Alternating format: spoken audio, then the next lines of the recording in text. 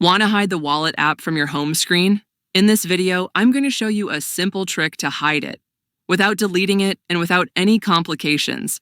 But before we start, if you're new to my channel, make sure to subscribe and turn on the notification bell, so you'll always be notified about new tutorials I post. So the first thing you need to do is open Settings on your iPhone.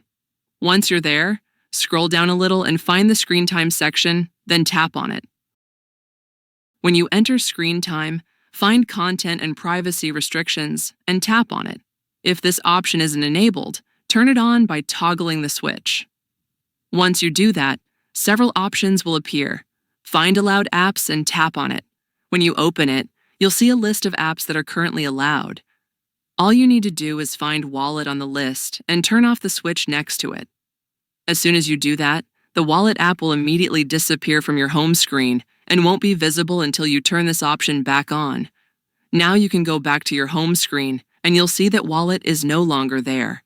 The app has been successfully hidden and can't be opened until it's re-enabled through the Screen Time settings. And that's all for this video. I hope you found it helpful. If you did, make sure to like the video and subscribe to my channel.